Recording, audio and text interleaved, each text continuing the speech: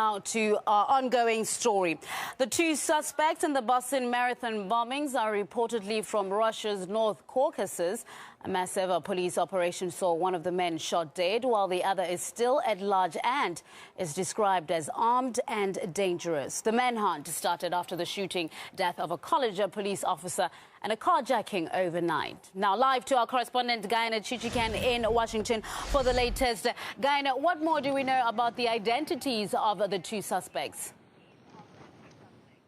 Well, Tabang, we have reports from Associated Press that the name of the suspect now at large is Dzhokhar Tsorayev. What we know at the moment is that he's 19 years old. The media here are saying that he is of Chechen background. We don't know if he's a Russian citizen at this point. He apparently attended a school in Russia's Republic of Dagestan. We reached out to that school and they told us that the young man spent there around a year and that the family arrived there from Kyrgyzstan in 2001, and they didn't actually remember the young man very well. It's all very sketchy at this point. We're going to get more details in the coming hours, of course, and maybe some of the reports that we share now will prove wrong. The suspect who was killed earlier tonight is reported to be his 20-year-old brother, Tamerlan Tsorayev. They were apparently permanent residents of the U.S., and judging by the photos that are emerging, both brothers were into martial arts. We don't know if they were acting alone or they were whether they were trained abroad, whether they were part of a terrorist network or maybe a network that with connections with terrorist groups inside Russia. But we do know that the south of Russia has seen many attacks. At this point, we went actually. One of the suspects, the one who was killed, this Tamerlan Tsorayev, has a YouTube page, and among his videos, the videos that he collected there are those of religious content, and also there's a blog called Terrorists, but the videos in it they were deleted. So that's as far as what we know at this point, Tabak.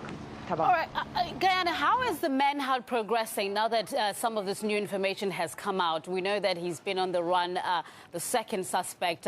How's the manhunt progressing? Tabang, apparently the suspect at large hasn't gone that far. One of the two suspects, again, I'm going to go back to the Tamerlan, to this 20-year-old suspect who was shot in the Boston area earlier. It is believed to be the one in the black hat. We have seen the photos of these two men. One was wearing a white hat and the other one a black one. So the one who was killed was the one who was wearing the black hat. A massive manhunt is, of course, underway for suspect number 2. It is important to mention that federal authorities do not give any names. They just refer to them as suspect number 1, suspect number 2, and that's it. So these are all the reports that we're getting from news agencies, from their sources.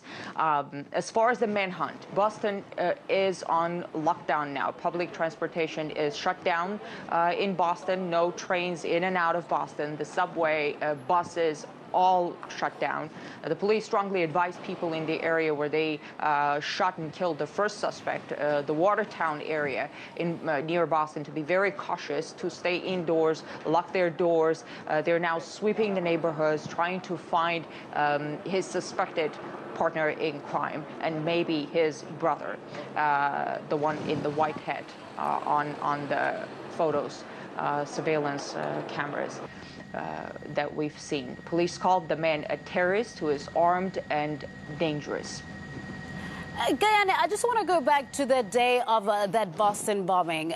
We know the marathon is well-renowned. A lot of well-known athletes take part in it.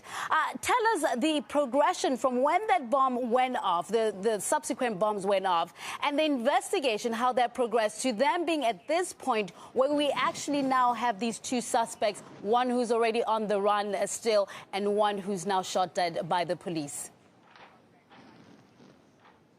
That's right, Tabang. The two bombs went off within seconds of each other Monday afternoon, right near the track where the marathon was taking place. And it's been a 5-day manhunt, and the remains of the bomb, this homemade bomb, were found, and it was placed inside a pressure cooker. So there was a pressure cooker bomb, but as we know, the pressure cooker bombs have been used in many terrorist attacks around the world. As far as, it was very symbolic. They kept playing the footage of the flags of the track where the bombs ripped through. And it was the way the flags, and there were 56 countries participating.